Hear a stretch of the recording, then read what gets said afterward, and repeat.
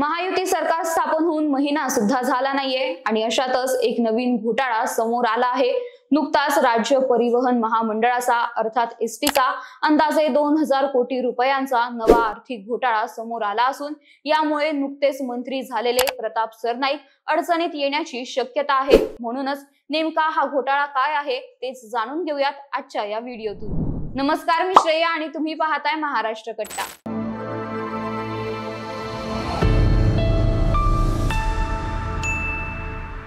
महाराष्ट्र राज्य परिवहन महामंडळाने विधानसभा निवडणुका जवळ असताना 1000 गाड्या भाडे तत्वावर घेण्यासाठी निविदा प्रक्रिया राबवली होती।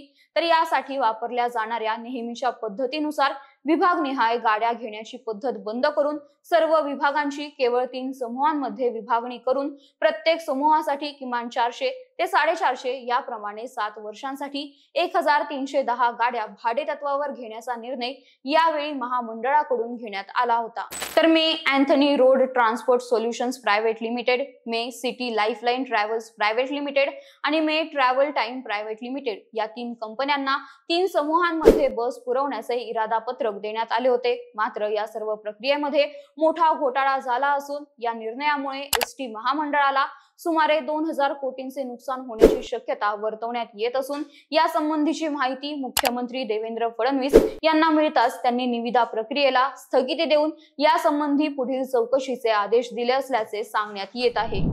महाराष्ट्राचे शेजारी राज्य अर्थात गुजरातने त्यांच्या राज्यात देखील या प्रकारे निविदा प्रक्रिया राबवली होती, ज्यात प्रति किलोमीटर 22 ते 24 रुपये दराने वातानुकूलित गाड्या भाडे तत्वावर घेतल्याची माहिती समोर आली होती। तिथेच महाराष्ट्रात यावेळी कंपन्यांनी दाखल केलेल्या निविदांमध्ये डिझेल खर्च वगळून 39 ते 41 रुपये प्रति किलोमीटर दर दाखवला होता। त्यानंतर अनेक तडजोडींअंती डिझेल खर्च वगळून 34 रुपये 30 पैसे आणि 35 रुपये 40 पैसे दराने कंपन्यांना इरादापत्रक देण्यात आले आहे। त्यामुळे मागील निविदेच्या तुलनेत प्रति किलोमीटर सुमारे 12 रुपये अधिक खर्च महामंडळाला होणार असून ही निविदा 7 वर्षांसाठी असल्याने अंदाजे 2000 कोटी रुपयांचा भुर्दंड महामंडळाला सहन करावा लागू शकतो। या व्यवहारात महामंडळाने ठेकेदारावर खास मेहरबानी दाखवल्याचे बोलले जात असून राज्य परिवहन महामंडळाने 1310 बस गाड्या भाडे तत्वावर घेण्याचा निर्णय सरकारला अंधारात ठेवून घेतल्याचं समोर आल्याने हा निर्णय वादाच्या भोवऱ्यात अडकला आहे। मुख्यमंत्र्यांनी महामंडळाच्या या कारभाराबाबत नवनियुक्त परिवहन मंत्री प्रताप सरनाईक यांच्याकडे नाराजी व्यक्त केल्याच्या चर्चा देखील सध्या राजकीय वर्तुळात चालू आहेत।